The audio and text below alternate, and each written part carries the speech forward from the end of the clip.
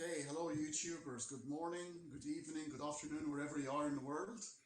This is Hanney Seylim one more time, and Adam Elmasri discussing and addressing and contemplating infinity and consciousness, or whichever comes first. Does consciousness comes before infinity? How are you, Adam? I'm good. Sorry, I do every time I do the same mistake. I leave the YouTube working in the background and I hear the echo. And sorry, I was distracted for a second. That's okay. I have my excuse. I'm not infinite, so Exactly. We can always rely on being infallible. Okay. interesting enough, we can always rely on being infallible. But when we come to study theology and try to analyze the the greatest being, we seem to get the hang of it and we understand everything about it.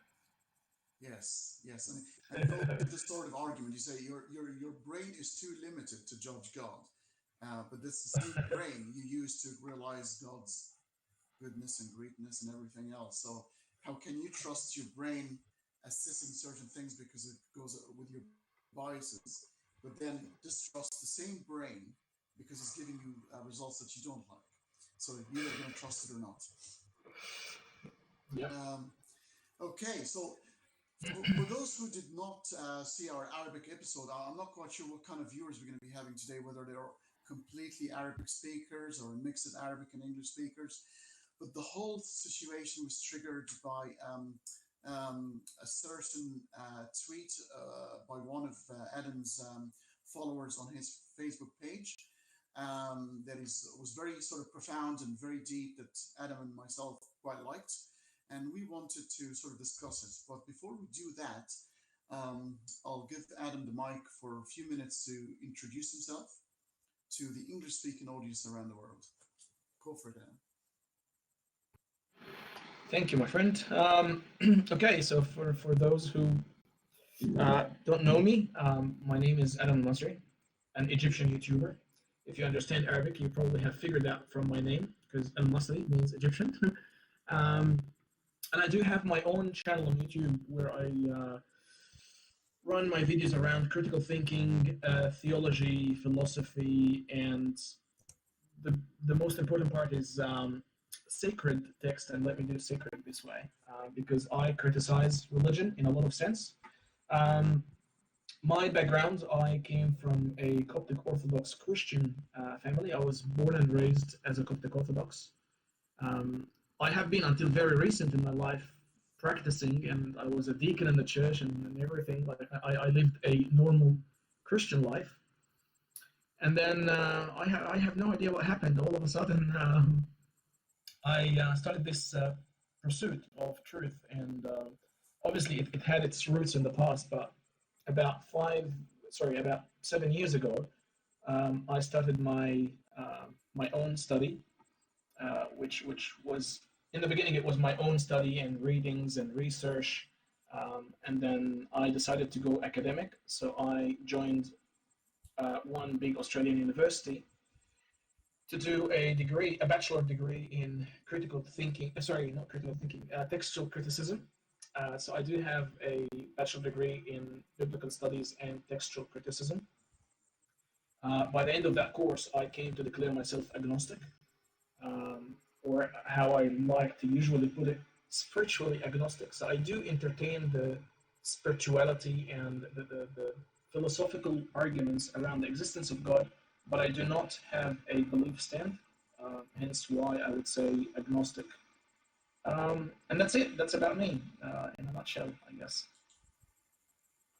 Okay, I've been told that I'm having feedback using the mic, so I am going to try to lose you for a second and add a different type of mic. Um, yeah, if you just give me a second, thank you.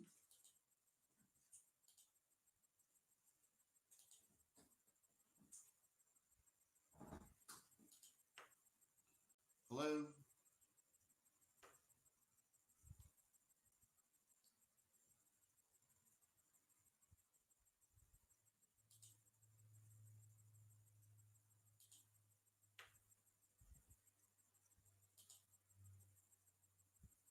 Can you hear me, Adam?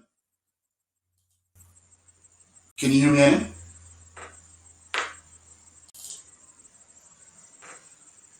Yes, I can clearly. I can hear you now. Okay, so hopefully this will improve the sound a little bit. And thank you to our viewers who will give us the feedback to tell us how it's going. Somebody's saying Hanney's voice is quite low, so I'll try to increase the volume on my end.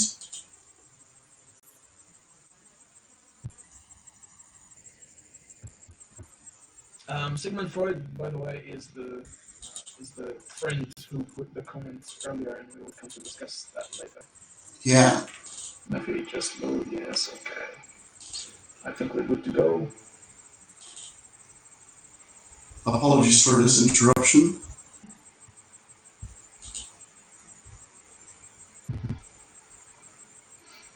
Okay, I hope the sound is a lot better now.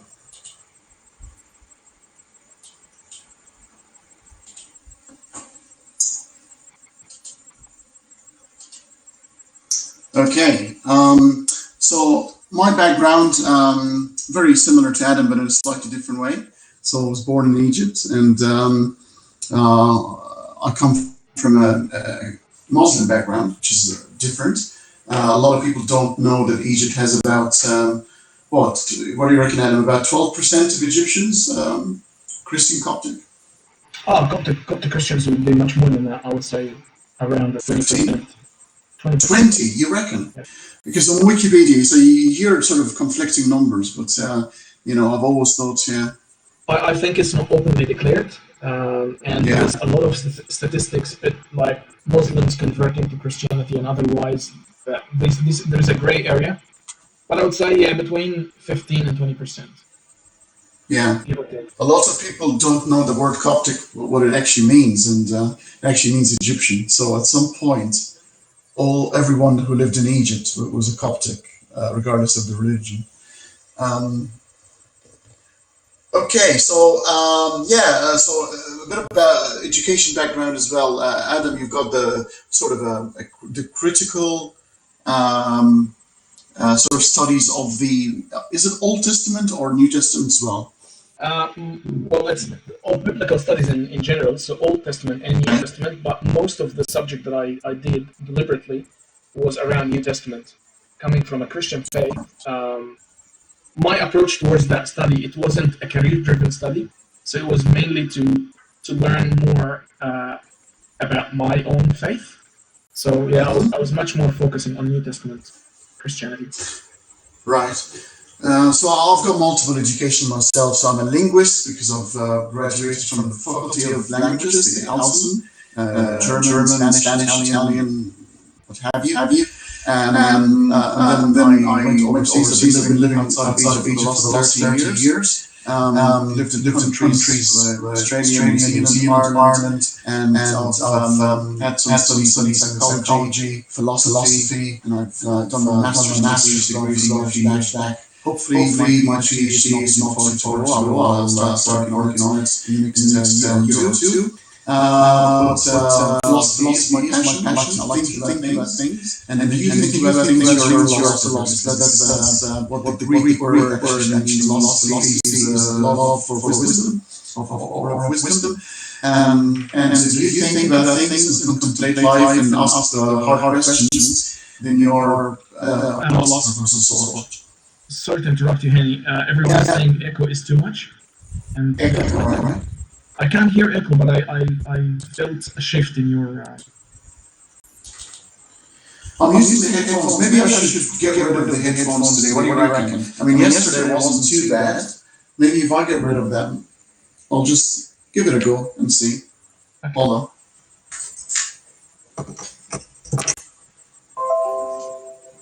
Hello, can you hear me? I can. How about the guys over there? Okay, you tell us, guys, that this is better for you.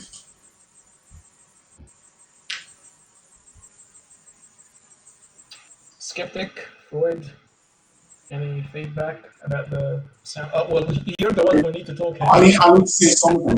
Hello, 1, 2, 3. Can you guys hear me better? Okay, so I'll just continue talking about the the philosophy and the philosophical dilemma that we're about to display in front of our viewers and listeners today. So this is the Arabic. Um, this is the Arabic sort of thoughts of Selim Salah aljahfarry.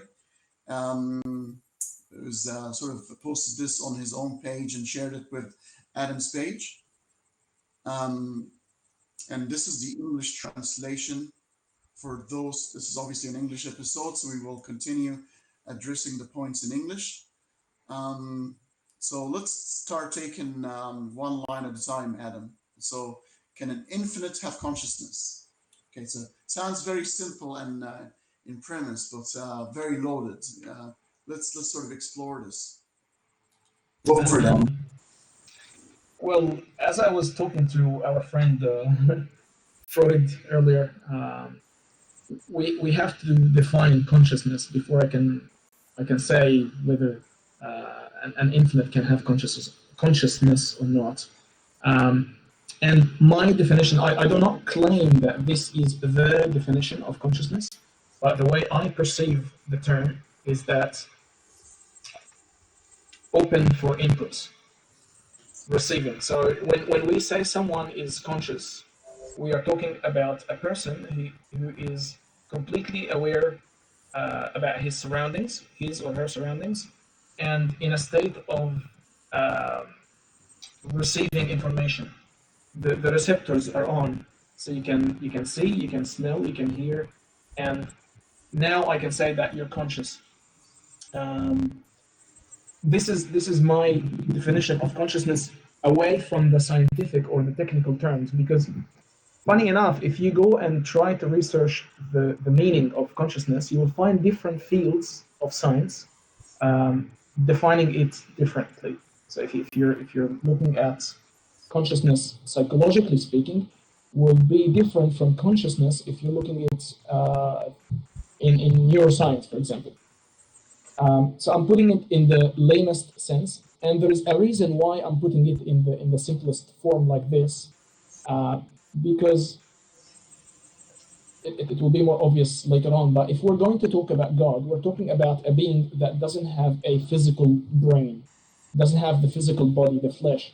So I cannot really go and examine the term in the sense of neural pathways and neuroscience and the psychology of it. We're not talking about a human being, which is one of my biggest objections when we talk about the God topic, is that we project human features on it. So avoiding that altogether, I'm not talking about consciousness in the terms of physical sciences or biological sciences. I'm talking about I'm talking about consciousness in the simplest form, as I said. That's my understanding, but you might have a complete definition of it. Yeah, look, I mean, this is definitely our colloquial understanding of consciousness. If somebody hits you on the back of the head, you lose consciousness, and you're out. You're back, or you are under anesthesia. Going through an operations of some sort, and you can't even remember dreams or anything. It's just you're unplugged for a couple of hours, and you come back, and that's it. However, I am going to sort of address different type of consciousness, the one that sort of eluded philosophers and of recent times psychologists and neurologists. So I'll have to go back to sort of the olden days, our connection to the world, and how we started to develop of what I think is the consciousness of where you question things, where you start asking. So you no longer being chased by an animal that's trying to kill you, and all what you're trying to do is just survive, because at that point you have no time to really contemplate life and see where you come from and how to build the perfect city. You're just wanting to survive every day and just to eat and maybe reproduce. That's probably the most fun you'd had at those sort of times. So I don't think the full brain capacity will be sort of geared towards survival, and that's what natural selection has prepped us to do to survive. However, once certain things have taken place, as I said, Homo erectus, one of the hominids in our evolutionary history, the freeing of the hands. Homo erectus means the erect man, the first hominid that sort of stood on 2 feet and freed the hands to be able to start using the hands to do simple labor, weapons, bit of craft, and when they had the time, a bit of art even. And that sort of led the way to Homo habilis, which means the manual or handyman. And this is the start of where things got a bit interesting. Obviously, cooking food is a huge thing. Eating raw food takes a lot of energy and digestion. Once you start cooking food, you can absorb a huge amount of calories and take a lot less time to eat and digest. And imagine those times around the fire. When you start the fire, you start cooking, and you're a bit relaxed because you've got your weapons and you've got a group of people to have your back while you're cooking. Some stories started to evolve. People start looking at the stars in the skies and said, "What is that over there? Why is? How far is that? Why are start asking the questions? Well, what are we doing here?" And I think consciousness at this point started to emerge by asking the first simple questions. I'll leave it at that because I'm going to have to go to the Greek philosophy bit, but I'll let you sort of add anything at this point. No, I wouldn't add anything at this point. I just want to add I want to say a quick comment for Sure. those who watched the Arabic episode yesterday. I might say things differently today, and the reason for that is that I kept it's not, this topic is not really a black or white, and you revisit and you might adjust your thoughts around things. So I apologize in advance if I say something that contradicts what I said yesterday. It's not a slip of mind. I might have adjusted my thoughts since yesterday. That's pretty normal, to be honest. It's a difficult situation, and I do the same sometimes as well. All right, so I've just moved a little bit from sort of maybe the emergence of consciousness, the very beginning, the seeds, and I'll move forward. Maybe I'll jump. It's a huge skip, but you've got the pagan religions and the connections to nature, and what's thunder and what's lightning, and who's the god of that and who's the god of this. And then basically nature has become our god, our new god. And you start giving sacrifice and offerings to reduce the wrath of these sort of forces of nature, and probably ask for favors because a bit of rain can help a bit and cool things down. Agriculture hasn't started at this point, so I'm not going to go on and talk about agriculture. It could have happened in simple forms, not natural agriculture, as in plants that sort of grow sort of naturally, and so praying for rain would have not been unheard of at that time. But it was around the forces of nature, and then obviously our understanding of the world around us started to evolve and get a bit more sophisticated. And then we'll start with the Greek era, which is about 500 BCE. That's before Christ, obviously. So you start with Socrates, when you get the Socratic method. So Socrates was one of the earliest philosophers during the Greek Renaissance, if you wish. Basically, he started his method by admitting that he does not know anything. He said that we need to start as a blank slate, and we need to start asking questions about what is the truth and what is reality, and start going around the city of Athens where he was born and asking everybody that he sees on the street questions about things like what is good or what is evil, how do you build a just city, and realize that he was actually the most intelligent of them all, because he was the only one that he was aware that he did not understand much. Everybody had very strong views on life and about life. However, Socrates admitted that he does not know much. That's one of his biggest sayings. He obviously ended up being killed or executed by the Greeks because he was accused of causing mayhem and causing people to rebel against the states. Obviously, Plato comes next, but I'll let you add sort of say anything if you want to add anything at this point. Nope, I'm very interested in hearing these stories. I'm not All right. literate enough about the life of the philosophers and the development of it as much as you are, so I will let you continue on this. Yeah. Now, funny enough, Socrates never wrote a word of what he ever said. It's all sort of hearsay, and we only know about Socrates' work because of his one of his disciples, Plato. Plato was one of his students, but actually came a bit later. It wasn't contemporary to Socrates. But Plato is the first person to the connection to consciousness, because Plato is an idealist. There's a school of philosophy called idealism, which basically says that all what we see is an illusion. It's actually only a reflection of the perfect world that only is in our mind.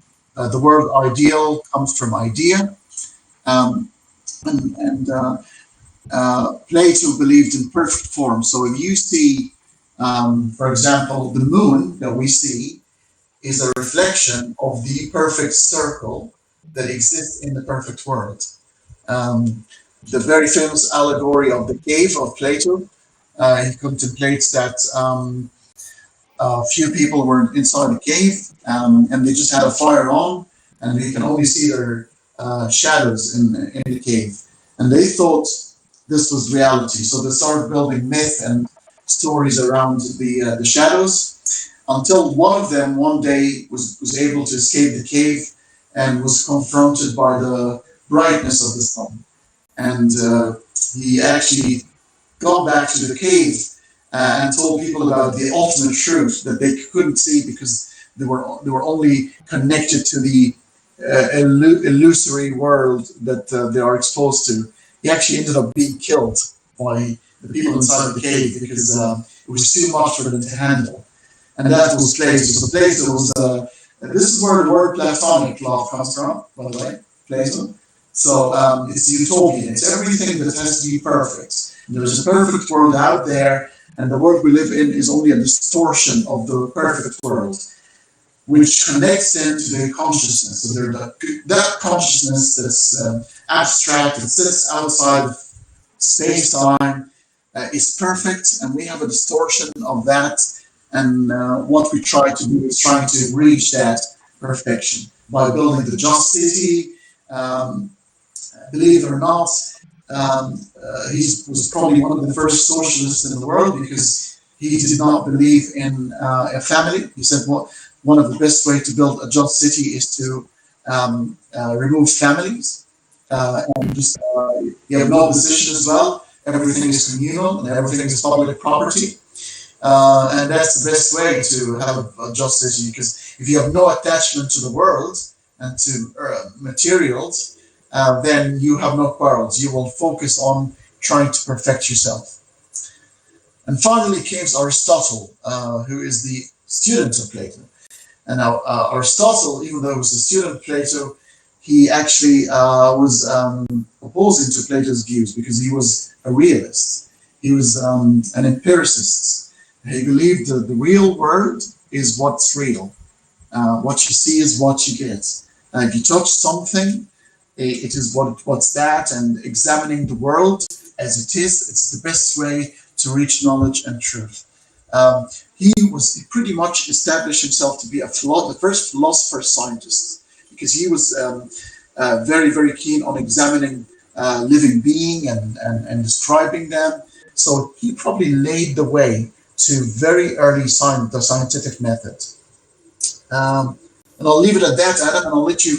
I don't want to speak all the time, so you please have a word. A bit of trivia about Socrates. It's not completely related to the topic, but the early church fathers of the Christian church considered Socrates almost Christian. which was very interesting because people admired Socrates and his thoughts, and but obviously Socrates was about, I think, 400 or 450 years before Christ.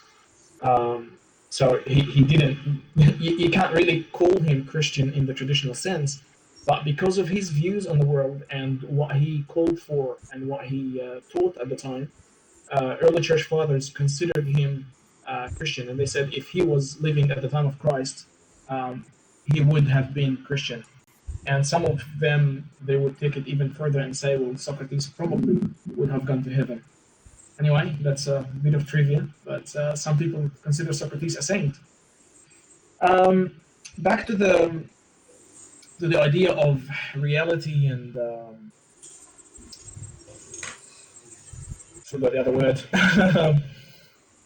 I'm not sure if that really affects our understanding of consciousness.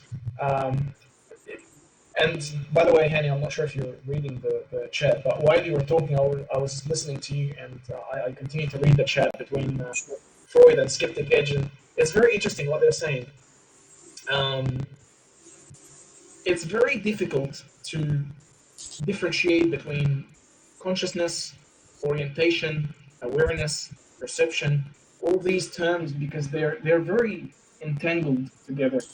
But I still talk about consciousness in the sense of being open, having your receptors on, just being able to receive data, being able to receive information.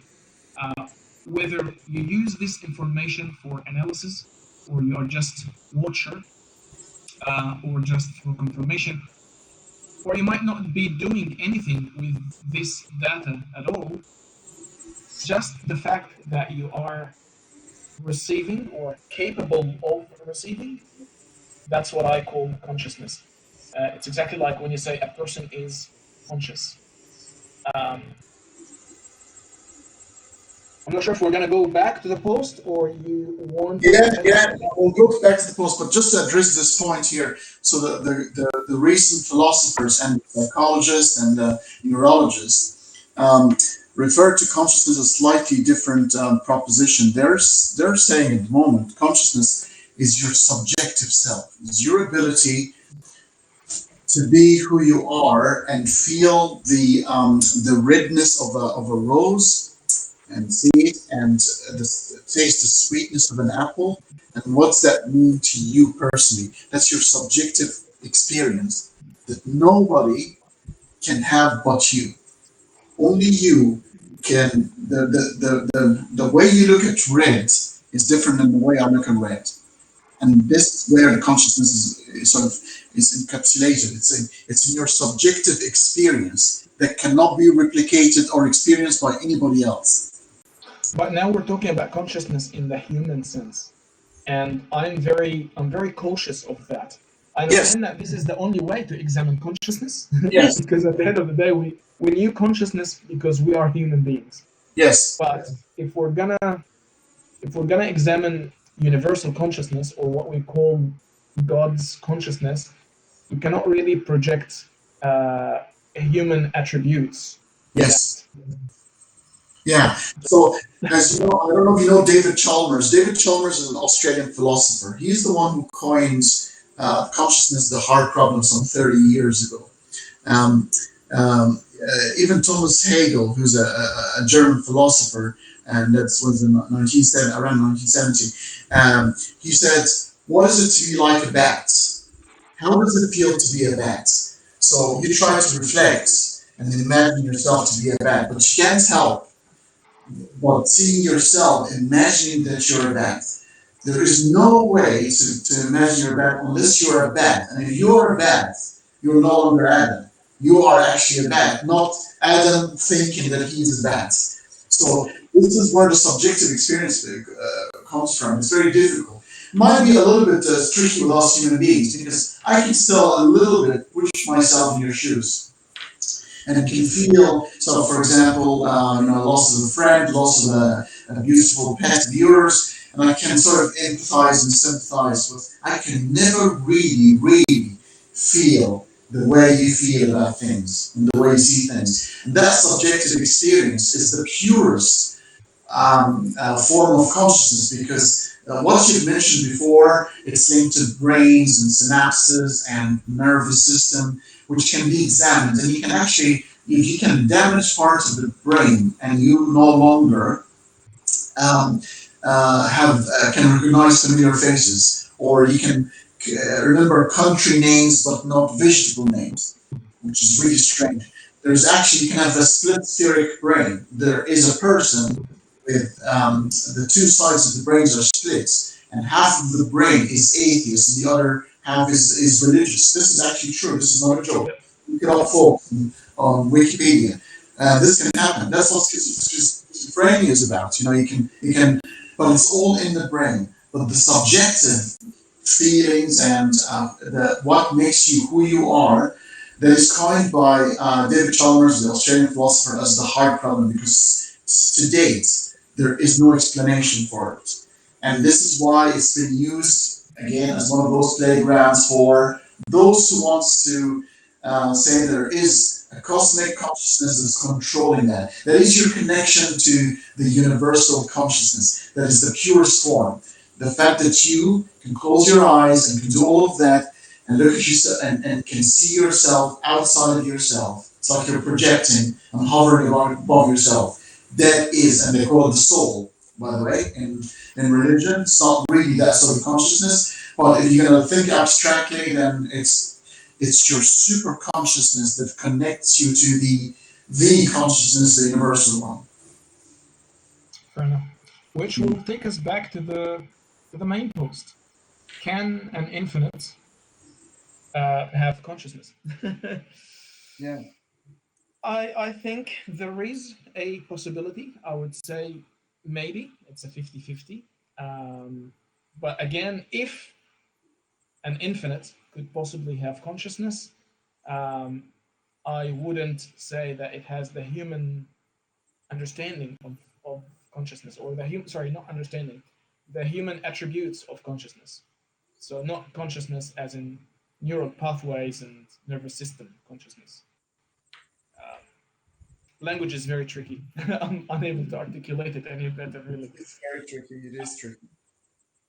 And then, if you don't have anything to add here, I would go to the next part of the post, Sure. which would say, and if it had consciousness, would it be aware of its infinity? And this is when it gets tricky. Absolutely. To be aware of infinity is catch-22. It literally is catch-22, because infinity by definition cannot be reached. There is a reason why it's called infinity, because you cannot be aware of its endings. It doesn't have an end.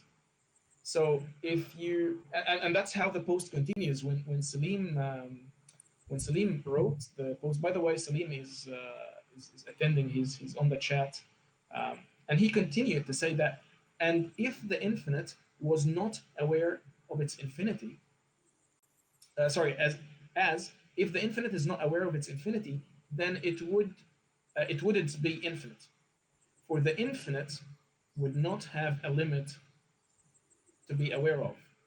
So basically, it's highlighting that catch-22. If you have a limit, then if you can be aware of the ending of your limits, then you're not infinite to start with.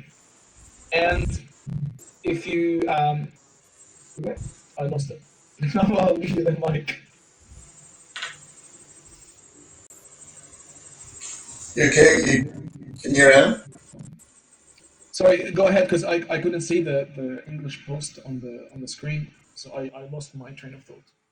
That's all right. Do you want to see it again? Here it is. Okay. Where the infinite would not have a limit to be aware of. So basically it's one or the other.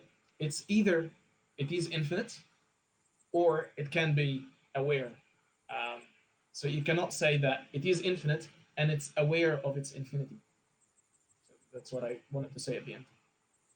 Yeah, I mean, it gets really tricky because this is now the areas of the paradoxes of the problem is once you attribute to this deity, superpower, super energy, super consciousness, all the attributes that you can give to a thing to make it magnificent, like the omni, the all omni, omniscient, omnipotent, omnipresent, then you end up with dilemmas like the paradox of the stone, like can God create a stone too heavy that even him could not lift? Um, you can't be all powerful and all knowing at the same time. It gets tricky.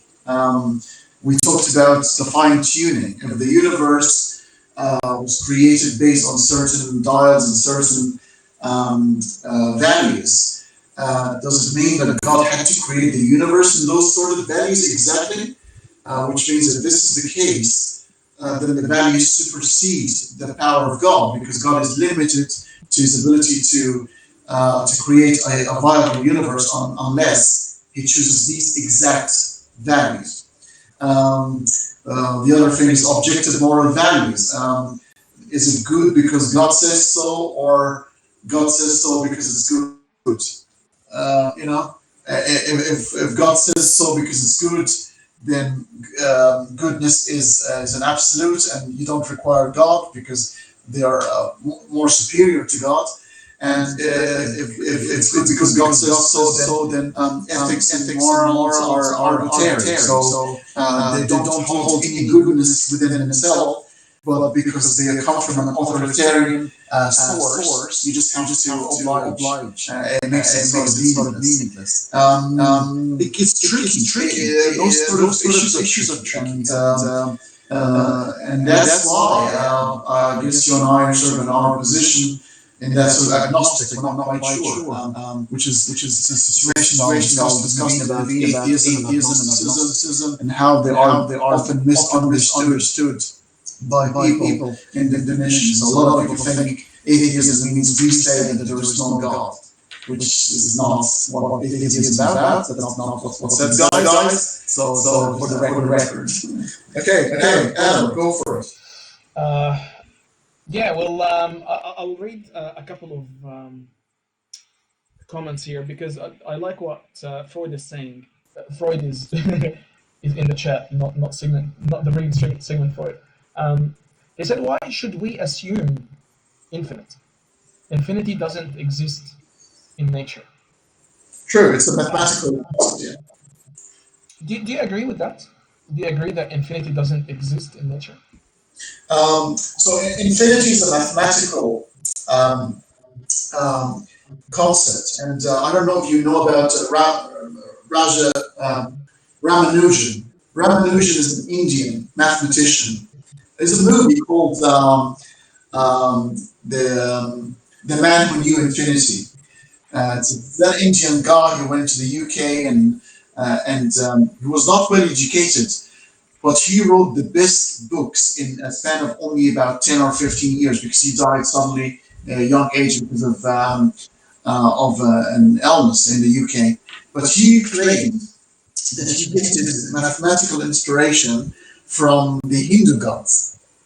And it was fascinating. Apparently, this guy is allegedly wrote in about 15 years what could have been written about mathematics for over 200 years by several people. And he actually wrote up the concept of infinity and explained this, and best way to explain it was actually existed before that, but he explained it better than anyone else. And infinity is used in equations to solve problems, especially in cosmology and in huge distances and light years. So it's used in mathematics, and we said mathematics is both language and it's an emerging thing. It's a language like the language we speak right now. It's a meme to describe forces that are already sitting there. Hello. Yeah. Both invention and what? اختراع واكتشاف. Discovery and invention. Yeah. Discovery. Yeah. Thank you. Yeah. So Freud continues to say, we strive to look for infinity, yeah, but we shouldn't assume the existence of an illogic concept. And here we disagree, or I disagree, sorry, because I don't see infinity, or I don't see infinity as illogic concept. It's ungraspable concept. It's hard to grasp, but infinity in mathematics, or infinity in its abstract concept, is not illogical. It's actually completely logical. Um, there's nothing illogical about it in mathematics. Just because we cannot grasp it, or because we couldn't find the evidence for it in nature, it doesn't mean it doesn't exist or it's illogical. That's to start with. However, I agree with Freud on where this assumption is coming from. Why did we expect that if there is a God of some sort, and even if I confirm that we're not talking about the Abrahamic God, if there is some sort of energy or universal mind or whatever, however you want to call it, why do we assume that it's infinite?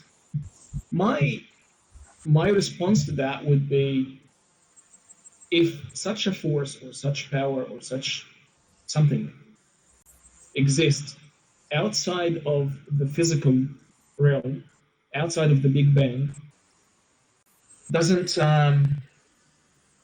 is not bound by By time, by time, space, by the limitations of space-time reality, then uh, uh, uh, then you would assume it's infinite, because infinity is within the physical realm. yeah. Outside is the infinity.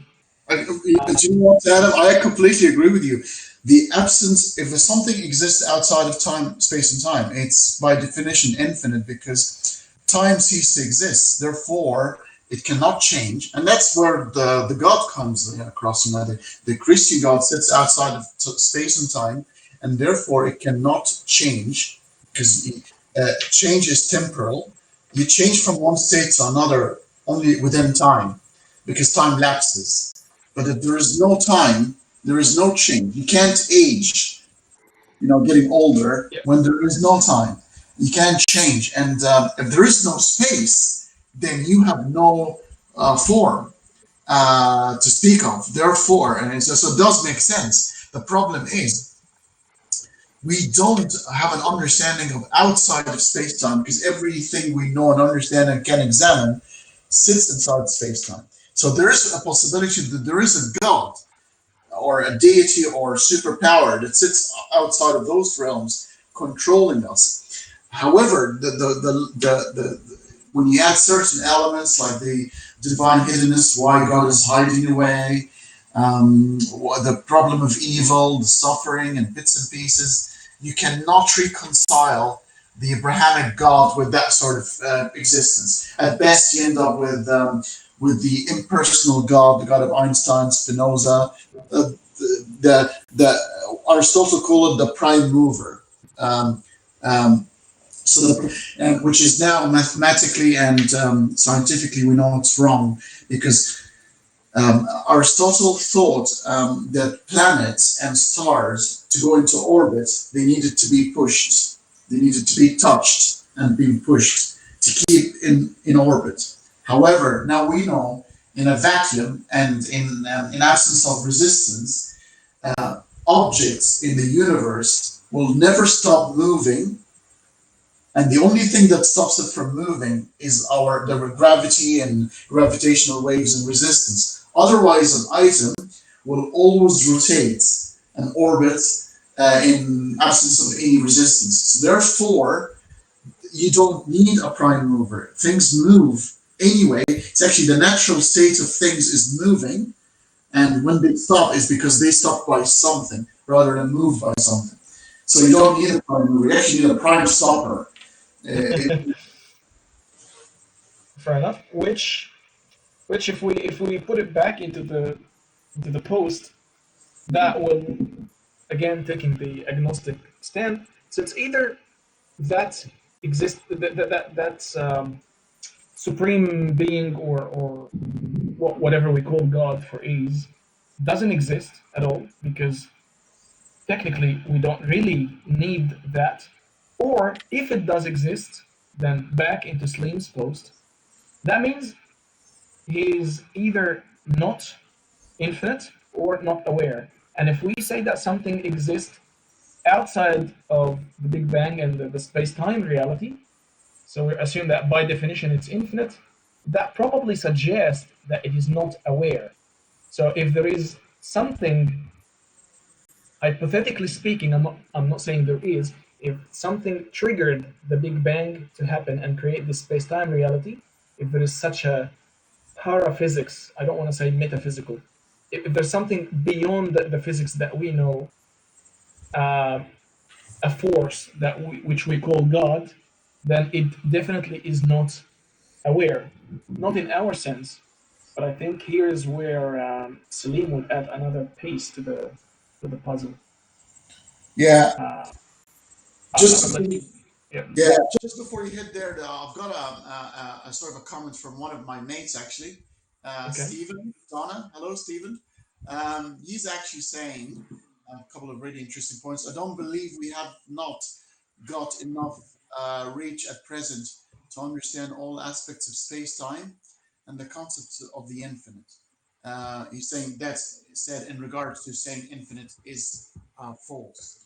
Um, Now, I just want to tell Stephen, obviously nobody's saying the infinite is false. We're just saying it's unfalsifiable position, and therefore maybe we should reserve our judgment until we have enough data and information to make a proper assessment.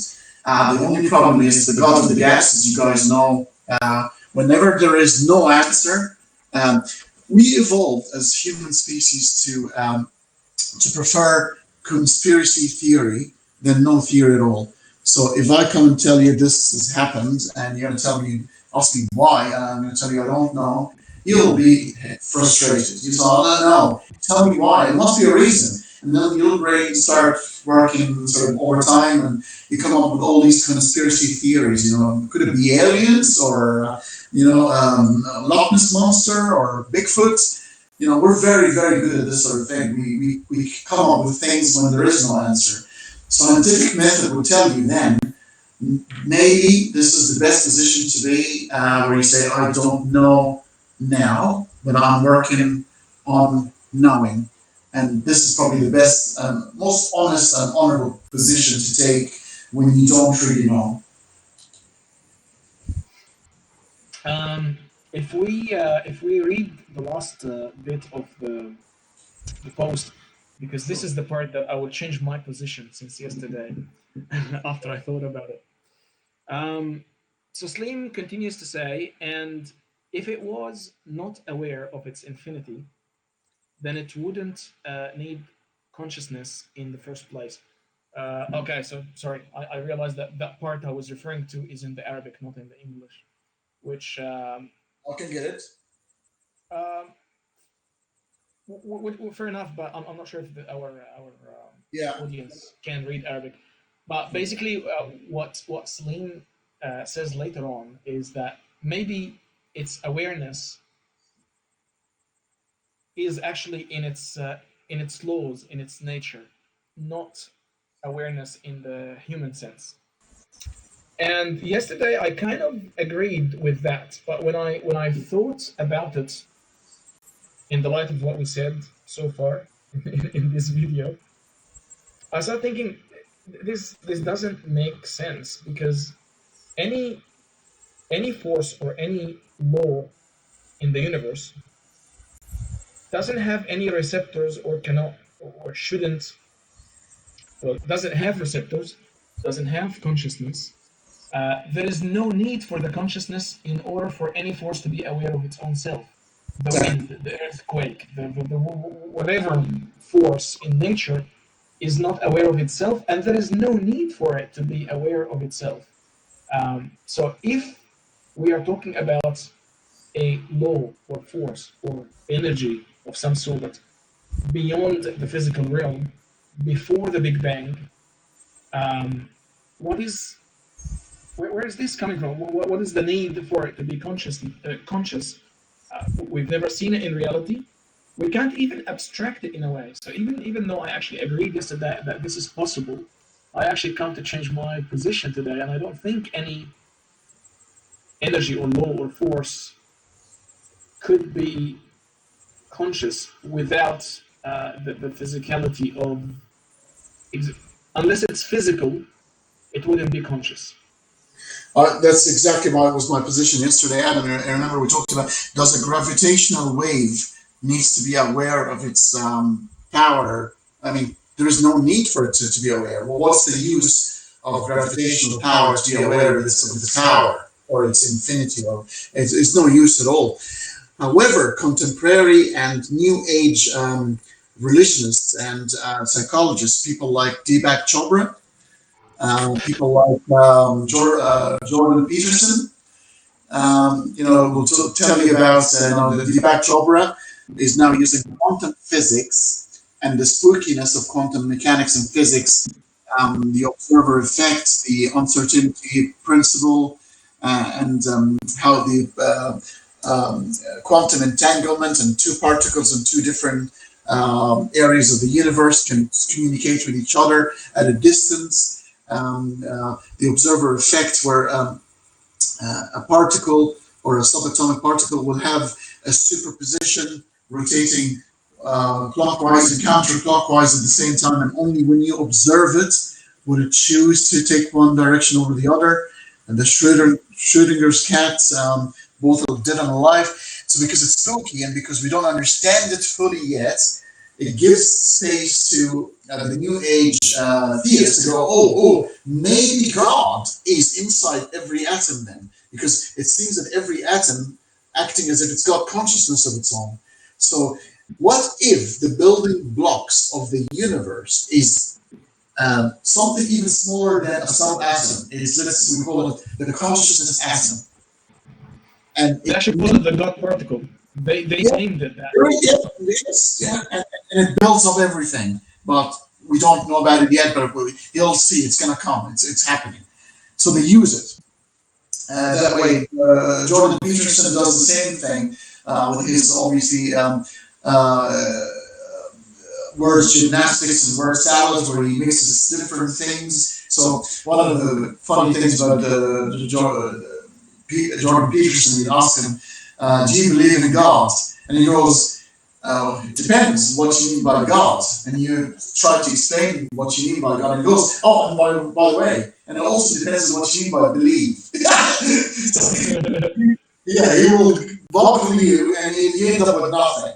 You end up with an empty sack, because there is that word gymnastics where just nothing you can hold on to.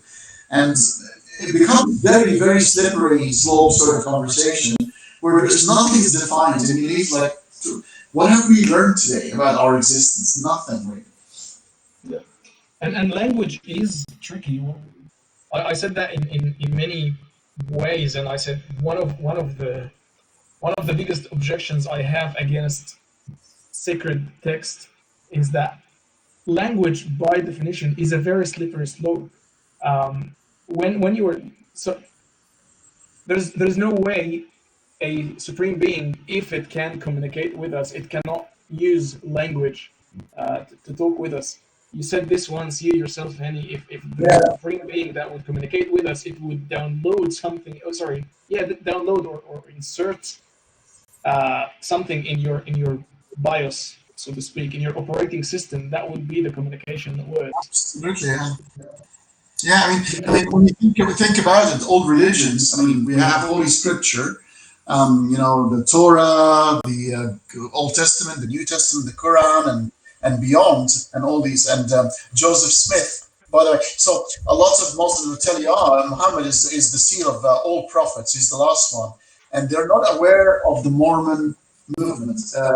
It's a religion, a full religion of maybe 200 million people around the world, and they're pretty much around Utah in the U.S., where somebody upstate New York in the United States in the 1800th century,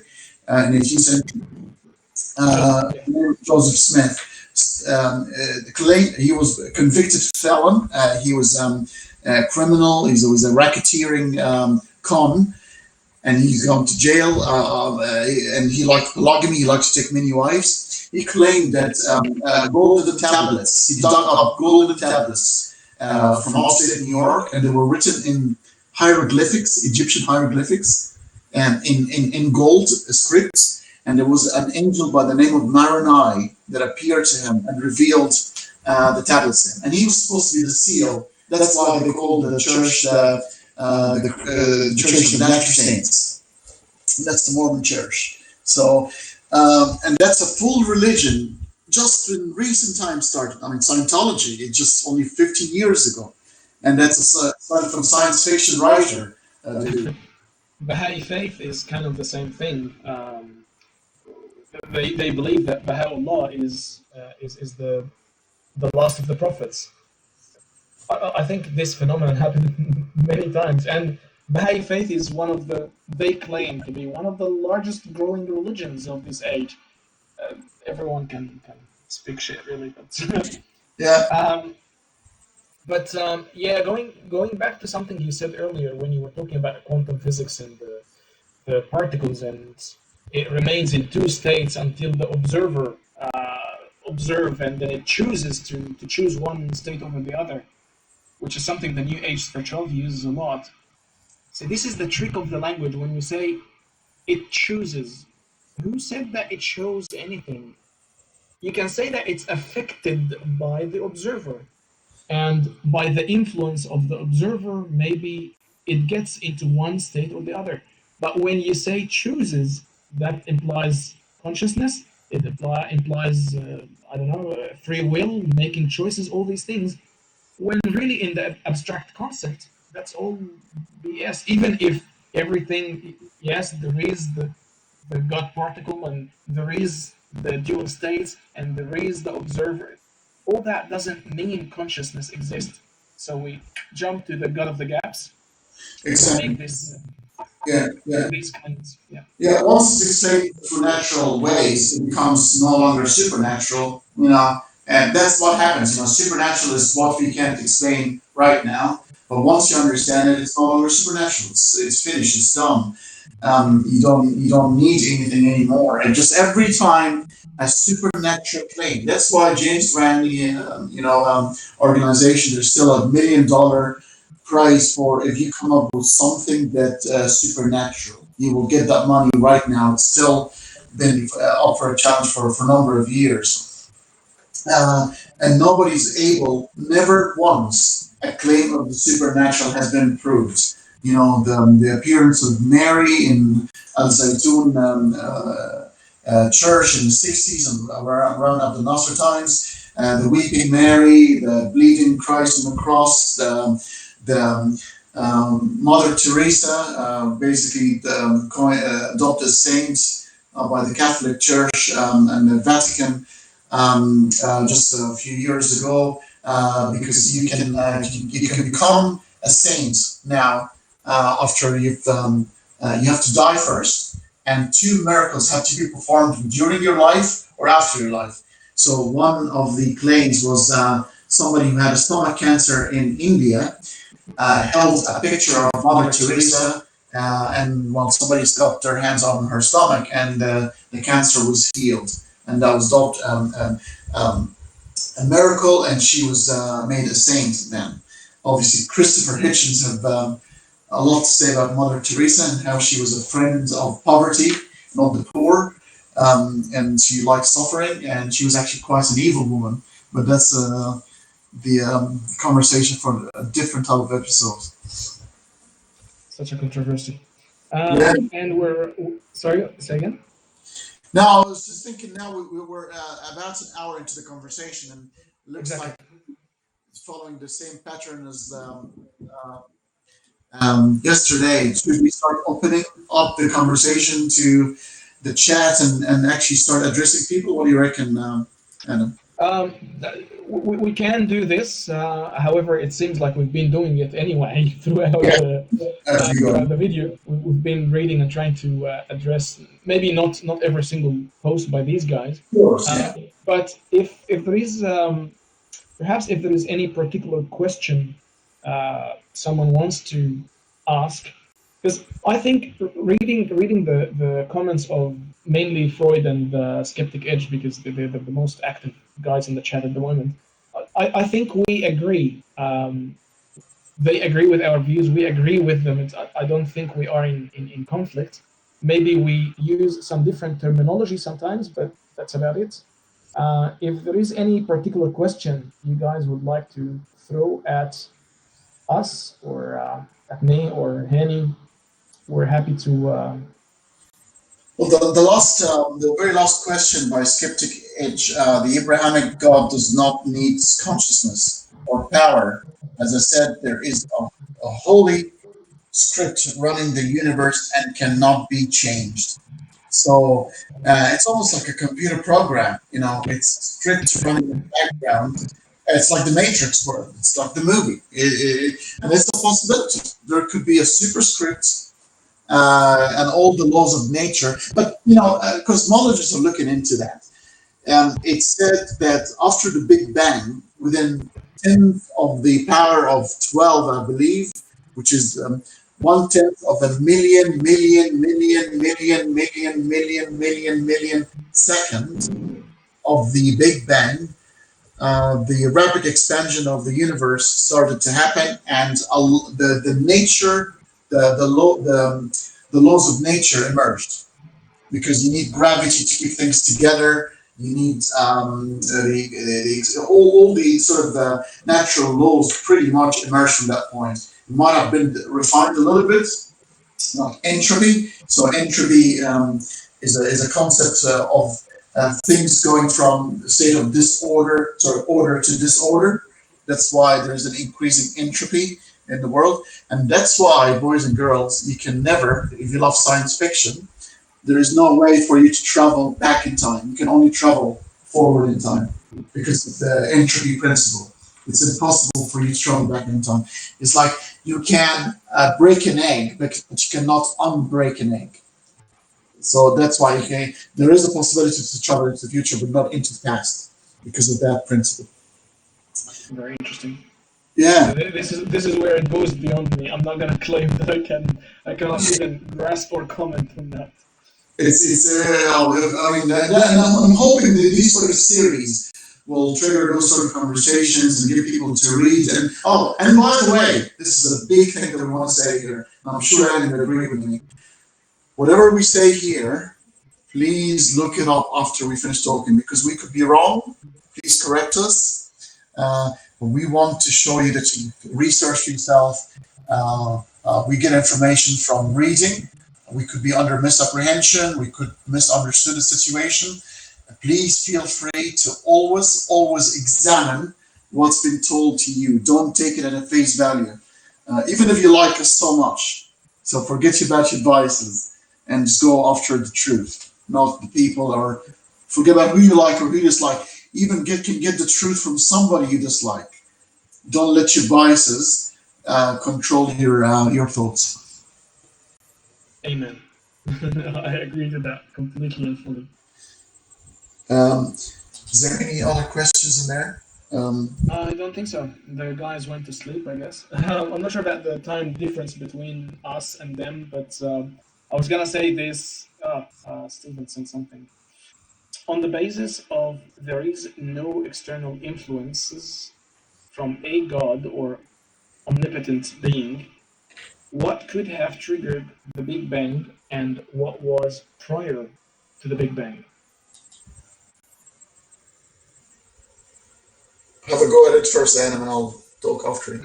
Not at 11 o'clock night. I'll have a go at this. So nobody understands what happens before the Big Bang. If you have read Stephen Hawking's A Brief History of Time, the book, or you've watched that documentary, it will tell you it's impossible for us to know what happened before the Big Bang for a very simple reason. The word before, it's temporal, means it's time connected. There was no time before the Big Bang. Big Bang. Therefore, the word before has no meaning. It doesn't mean anything. Invalid. Yeah. There is no, it collapses. There are no laws of physics to speak of, and therefore nobody knows. What we can come up with is just mere speculations. It cannot be tested. The speculations are as follows. Obviously, the Big Bang theory happened because started by Edward Hubble, the discovery of the mega telescope, and this is when we realized that there was a redshift, that the expansion of the universe, it was thought that the expansion of the universe was going to slow down at some point. But the Edward Hubble discovered that the expansion of the universe is actually accelerating, is speeding up, which means all the galaxies are drifting away from each other. And while it's doing that, it's actually creating the canvas of time-space. So it's expanding into nothingness to create more time-space, which is incredibly crazy. That's why our planet, our universe, is not going to die a heat death. It's going to die a temperature death, but being cold, because the sun will explode and we're going to be cold. We will freeze over rather than burn and die. What's been talked about, and there are a couple of theories that are very getting some traction. The M theory, or the string theory, that talks about the Big Bang isn't actually at the beginning. It was just a series of explosions of multiverse. So you know how stars explode to create the heavy elements of what created the Earth, the planets to start with? It's also been contemplated that universes explode. Once they reach a certain age, they can explode and they can give birth to a new universe. That's one theory, which is the Big Bang. So we are the baby of an older universe that gave rise to us. That's one theory. And the other theory is the bubble universe, that we are in a huge, when you see a bubble and you've got lots of pockets of bubbles, we are in a universe, in a multiverse situation where a lot of universes exist at the same time, but we are, that's why I call it string theory. There are 11 dimensions, not 4 that we know of at the moment. So the 3 that we are 3D beings, we see things in 3D. However, the 4th element is the space-time, which is we live in it. So a 5D being would be a god to us, because it can perceive more than what we do. So the 11 dimensions that it's been talking about in the string theory talks about the different dimensions of how these universes are separated by these dividers, but you cannot see, because you cannot see beyond your 3D vision. You cannot conceive of. But in a multiverse situation, then especially if it's an infinite universes, basically in an infinite universe scenario, anything that can happen is happening, because it's infinite. So there is versions of us where I've got long hair, basically, somewhere. So it's possible about speculations. You cannot falsify it, and you cannot test it. Yeah. So to me, I will not call this a theory. To be honest with you, I'll call it a hypothesis at this point. To me, it's not a theory until it's completely tested and proved. Thank you, Freud, for saying that comment. He said, "I love those kind of discussions. You should never stop. You guys are great. You're awesome." Unfortunately, I'm falling apart. No, that's all right. I think it's pretty heavy, yeah. And the thing is, it's not like I want to finish the video, but I know that I'm incapable of going any further. So yeah, I wouldn't be able to engage anymore, especially in such a heavy and deep kind of topics. Yeah. I was old with probably with Sigmund Freud has talked about the cyclic universe. That's the one we were referring to. You know, one universe giving birth to another in cycles, like cyclic. It's a cycle of universes, and that's a possibility. Again, it's a different. It cannot be unfalsified, and it's difficult to test for. Right now, we might remember we talked about yesterday. We are the only being that creates extension to its sensors. We Hubble telescope can see billion light years into the future. You know the stars. When you look at the night sky and you see the stars, and you look at how beautiful the stars are, most of these twinkling stars are actually dead because you see the light that is taken billions of years to reach you, and these stars would have died by now, but because it's taken that much time for the light of the stars to reach you, you only see the stars as you see them now, but they actually have died probably a few million years ago. So it gets your mind around that. It's crazy. It's insane. You know? So maybe the Hubble telescope is conscious. No, that's a smarty pants comment. Um, so, all right. All right, guys. So if you, I guess I think we sort of covered as many questions as possible. We're gonna love you and leave you guys. Adam, I think you enjoy hopefully these sort of conversations and hopefully pick some more topics to talk about in the next few weeks. I love it. Yes, absolutely. Okay. Thank you, Adam, and thank you, wonderful people. Thank you, guys.